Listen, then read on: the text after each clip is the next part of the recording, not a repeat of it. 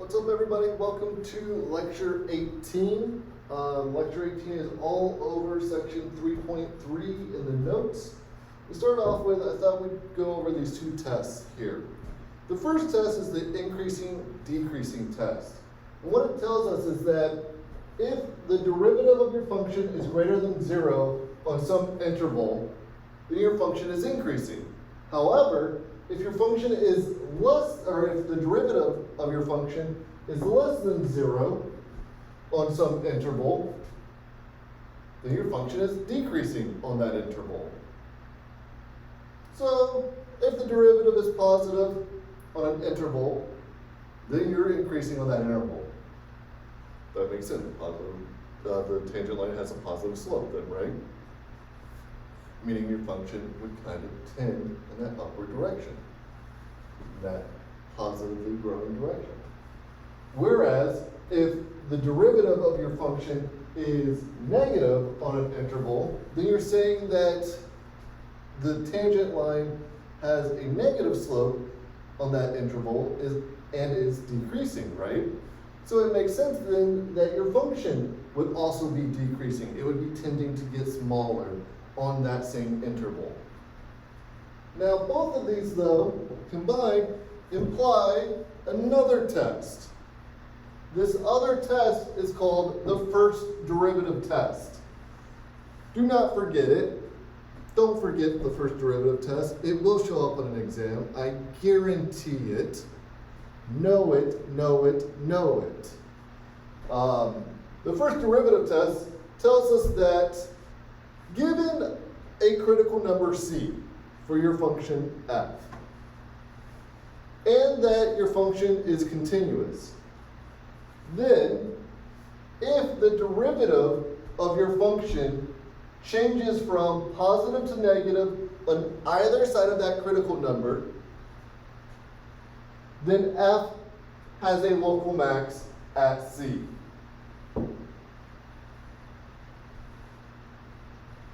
On the other hand, if the derivative of your function changes from negative to positive, that implies that your function has a minimum at c. And if there's no change, then that doesn't imply anything at all. Having said that, let's check out an example. Okay, so in this first example, we're going to apply the first derivative test to the function x plus 2 times sine of x on the interval 0 to 2 pi.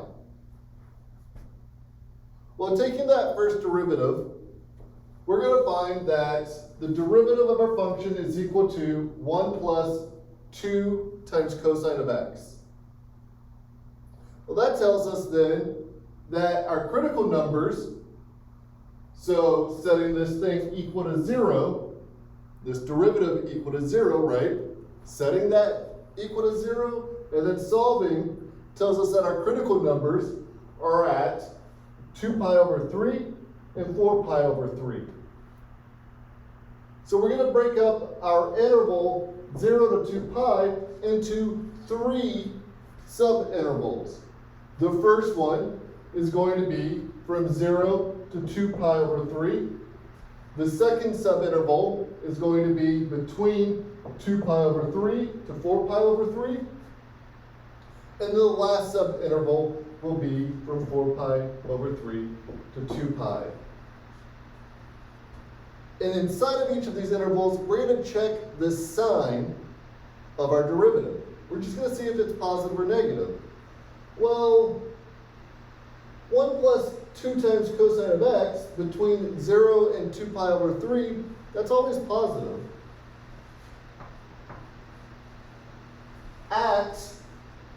On the interval 2 pi over 3 to 4 pi over 3, that's always negative. And between 4 pi over 3 and 2 pi, our derivative is always positive. Okay, now let's stop and think about this. If we were to look at this and try to interpret it, we would say that we go from increasing to decreasing at 2 pi over 3, meaning then that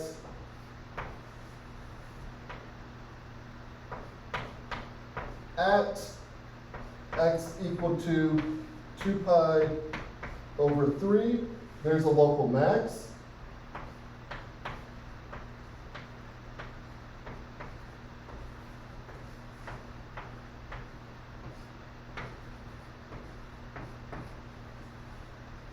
And since our signs change going from 2 pi over 3 to 4 pi over 3 to that other subinterval, 4 pi over 3 to 2 pi, so on either side of 4 pi over 3, this tells us that at x equal to 4 pi over 3,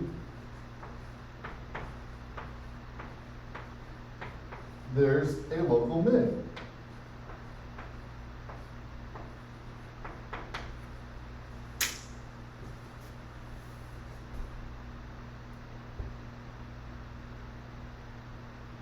So all we're doing here is we're taking the derivative of our function, we're identifying where our critical numbers are, we're double checking that our function is continuous.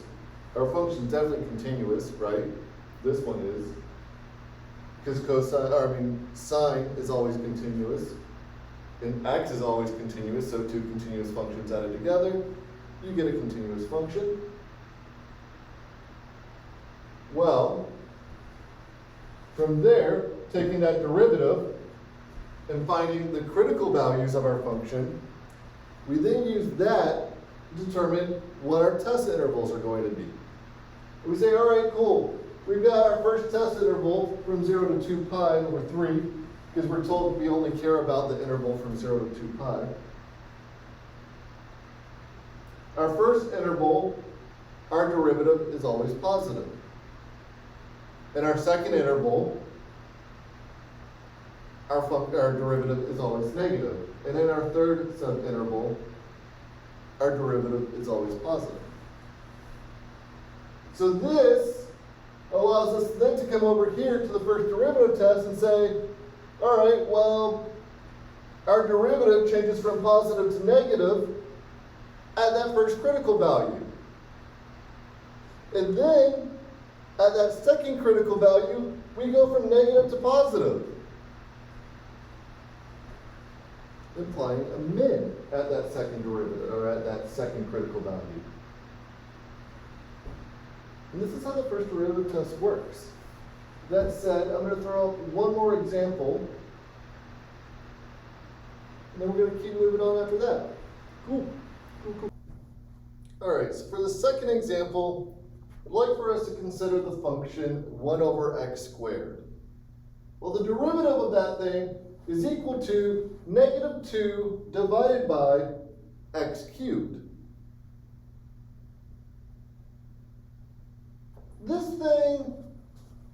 This function, 1 over x squared, is going to have a critical value at c equal to 0, right?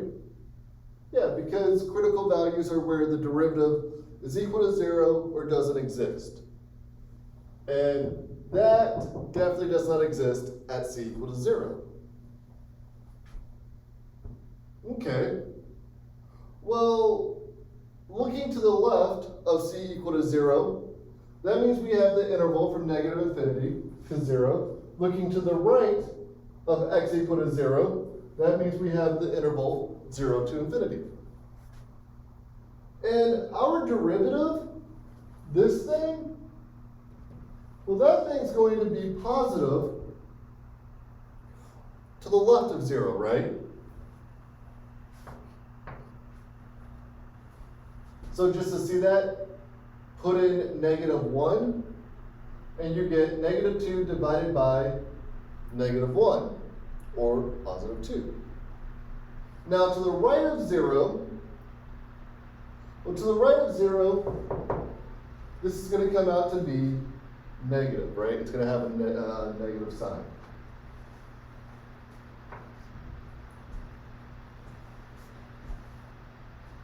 So far so good. But hey, wait a minute. We didn't check something about this function. This function is not continuous, right?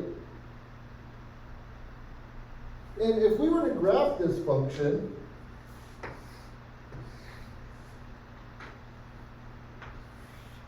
it looks like this. Agreed? Of course you do, because I'm right.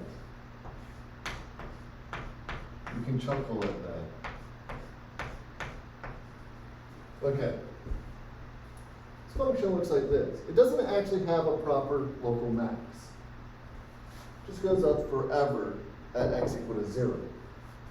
So because this function isn't continuous, this interpretation is wrong. Because this interpretation would lead us to believe, okay, yeah, there's a max, but there's not. There's not because your function's not continuous. And this brings out a point that I wanted to make about the first derivative test. The first derivative test only works for continuous functions. And yeah, it gave you the right answer, but it doesn't always have to be the case. So having said that, let's check out some more stuff. All right, so up next we've got this definition for what's called concavity. We've got an idea of something being concaved up and something being concaved down. So what it means for a function to be concaved up means that its tangent lines are below the function. That is to say, the function lies above its tangent lines around the area where the line touches your function. So if you were to look at your function in the tangent line, and in that location immediately around where the tangent line touches the function lies above your tangent line, then that means your function is concaved up. However, if your function lies below the tangent line, that means your function is concaved down. And this brings us to what's called the concavity test. The concavity test is just a way to quickly tell if your function is concaved up or concaved down. If the second derivative of your function, blah, blah, blah, blah, blah. If the second derivative of your function is positive on some interval, then we say that on that interval, your function is concaved up. If, however, the derivative of your function is less than 0 on some interval, then we say that your function is concave down on that interval. Now, as a quick example, and I mean very quick and dirty example of this test, let's consider the function x squared. So f of x is equal to x squared. The first derivative of this thing is equal to 2x. Well, if you look at the second derivative, that comes out to be 2. Last I checked, 2 is always greater than 0. This is just constant, so it's equal to 2 everywhere. So according to our concavity test, our function is concaved up. So thinking about this as a picture,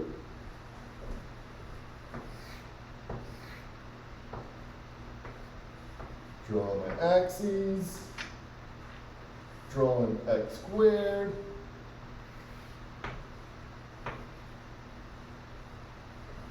If we were to look at any of the lines tangent to our function x squared,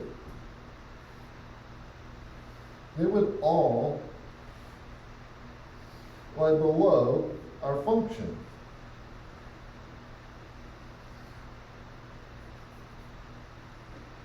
If I can draw them correctly. There we go. There. Yeah, all of our tangent lines would lie below that function. And this means that that function is concaved up everywhere. Now, looking at this, this gives us a visual idea of what concavity means, right? Concavity we can think of in terms of a bowl. If you're concave up, you're a bowl holding soup. If you're concave down, you're dumping your soup out on the ground. That's concavity in a nutshell. That's what this definition here is trying to tell us. And that's what this test is checking. And think about why it would be that if your second derivative was positive, you'd be concaved up. Well, if your second derivative is positive, then that means you're accelerating in a positive direction, right? So our function starts off with a super negative slope. But that slope, over time, grows in a positive direction. Meaning that you go from having a negative slope to eventually a slope of 0, to eventually a positive slope, to eventually a super positive slope, right? Like, that slope just increases. Meaning you're turning something in a upward direction. And that's why this test works. Think about what the first derivative tells you about your function. Now think about what the second derivative tells you about your function. That's all this is doing, right? The second derivative is the first derivative of the first derivative. Kind of a cluster in that, but you can think of it that way. In doing so, it kind of helps make sense of how this second derivative is measuring the rate of change in your rate of change, right? Or how it's pushing you in an upward direction or in a downward direction. That's what your second derivative is essentially measuring. Having said that, let's keep carrying on. All right, so all of this brings us to what's called the second derivative test. The second derivative test tells us that if the second derivative of your function is continuous near c, and if the first derivative of your function is equal to 0 at c, then in the event that the second derivative at c is greater than 0, you have a local min at c. If, however, the second derivative at c is less than 0, you have a local max. And that's all the second derivative test says. That's it. So if your function is continuous near, or if the second derivative of your function is continuous near, so around c, where the first derivative of your function at c is equal to 0, then you have a local min at c if the second derivative of your function at c is greater than 0, and you have a local max at c if the second derivative of your function at c is less than 0. And that's it for the second derivative. Having said that, we're going to look at one last example, and that's going to wrap us up for this particular lecture. So let's check out that example. So looking at this example, what we're going to do is we're going to apply both of the derivative tests, pretty much everything from this lecture, to draw one of the possible sketches of this particular function. And the way we're going to do that is by starting with this first bit of data here. So this first bit of data tells us that our first derivative is greater than 0 on the interval -infinity to 1, and it's less than 0 on the interval 1 to infinity. Now, this implies, my mistake, I shouldn't say this implies, this tells us immediately that our function must have a critical value at x equal to c.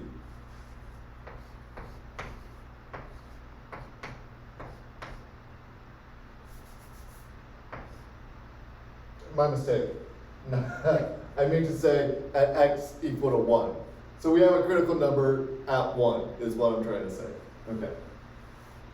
Now the second bit of information tells us, one, that our first derivative is continuous at that value, and that our second derivative is continuous at that critical number as well.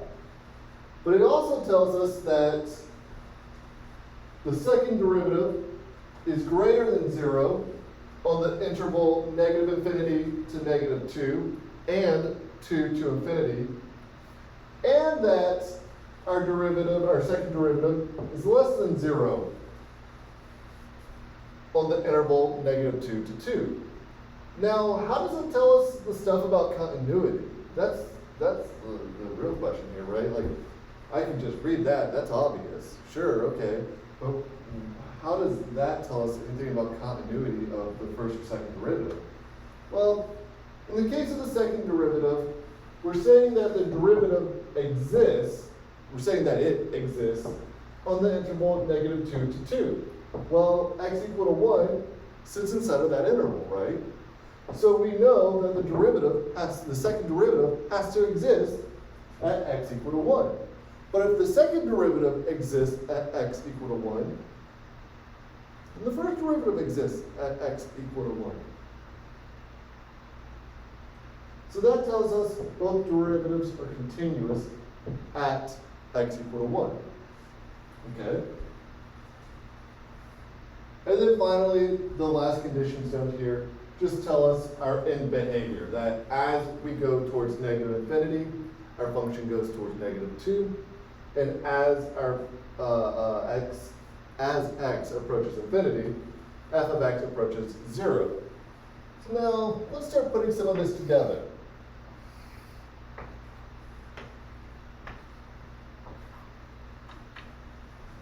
First, I would say let's work with this last condition down here, because I say that's going to be the easiest one.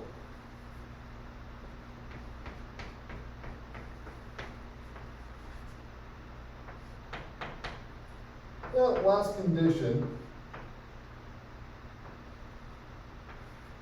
tells us that we have an asymptote at y equal to negative 2, and another one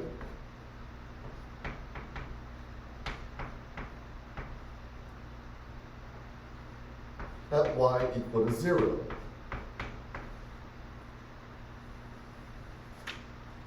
Cool. Okay. Well, now, looking at either of these next two, I think this next one is going to be the easier one to look at. Looking at this particular bit here about where our critical number is. We know our critical number is at c equal to 1.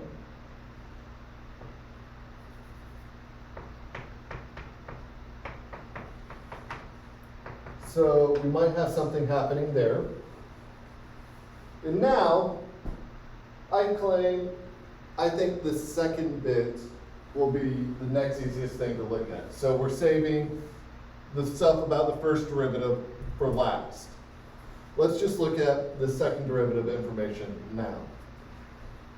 Well, the second derivative information tells us that our function is concaved up inside of these two intervals, right? So let's mark negative 2. X is equal to negative 2 is going to be somewhere over here. And let's mark x is equal to 2. Now, over here,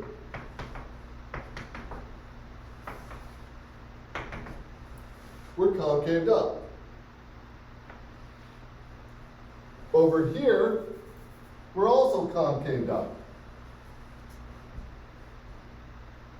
Moreover, in between, we're concaved down. Not just are we concave down though, by the second derivative test, since our critical number is in between -2 and 2, we know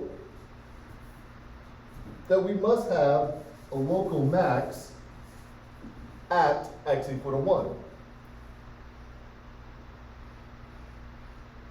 So we're going to look something like this.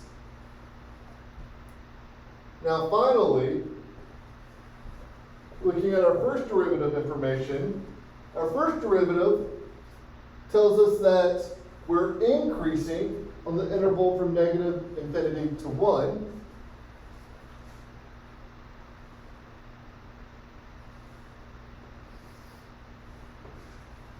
And that we're decreasing on the interval from 1 to infinity. So putting all of this together now, we know that we have a max at x equal to 1, that to the left of that we're increasing, to the right of that we're decreasing, that between -2 and 2 we have to be concave down, and to the left of -2 we have to be concaved up, and to the right of 2 we have to be concaved up. Not only that, we know that we have asymptotes at y equal to -2 and y equal to 0. So now we can put all of this together. Now we can say our function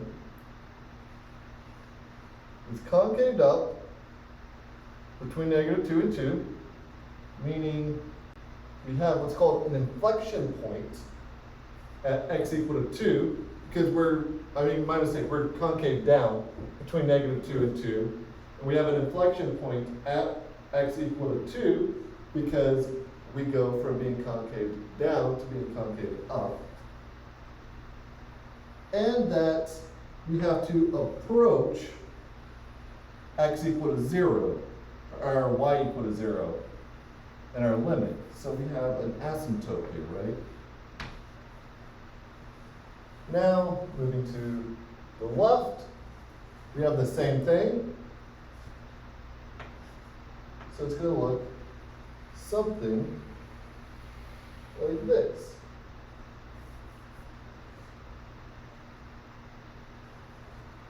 Our function should look something like this in purple. Let me erase some of what I've got up here now, just to make it easier to read.